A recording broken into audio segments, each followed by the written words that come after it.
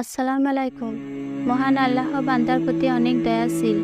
তিনি মানুষের প্রতি দয়া করে কিছু আমলের বরকতে রিজিক বাড়িয়ে দেন। সুবহানাল্লাহ।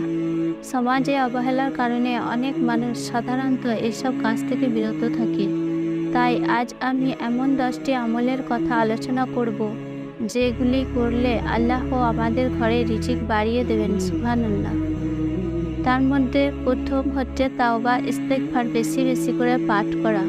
হযরত ইবনে আব্বাস রাদিয়াল্লাহু তাআলা আনহু হতে বর্ণনা করেন, যারা বেশি বেশি তাওবা ইস্তেগফার করে, আল্লাহ তাদের সামনে যত অভাবেই থাকুক না কেন, মহান আল্লাহ তাআলা তা সমাধান করে দেন। সুবহানাল্লাহ। 2 নম্বর, আল্লাহর রাস্তায় দান বা ব্যয় করা। 3 নম্বর, তাকওয়ার উপর অটল থাকা, অর্থাৎ আল্লাহর প্রতি বিশ্বাস এবং তাকে ভয় করলে তিনি বান্দার প্রতি বরকত বা কল্যাণ দান করেন। সুবহানাল্লাহ। 4 নম্বর, আত্মীয় পরিজনের সঙ্গে ভালো সম্পর্ক রাখা। 5 নম্বর, আল্লাহর কাছে বেশি বেশি প্রার্থনা করা, অর্থাৎ অভাব থেকে মুক্তি চাওয়া। 6 নম্বর, অসহায়দের প্রতি সদয় আচরণ ও দান করা।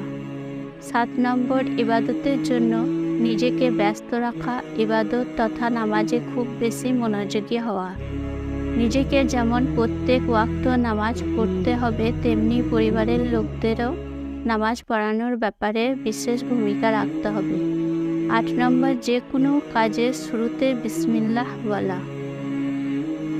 9 নম্বর, সকালবেলা কাজ শুরু করা, দিনের শুরুতে কাজ শুরু করা। যদি কারো অফিস আদালত ব্যবসা বাণিজ্য একটু বেলা করেও হয়, তাতেও কোনো অসুবিধা নেই, বরং নিজে ঘরের কাজ দিয়ে হলেও সকাল সকাল কাজ শুরু করা।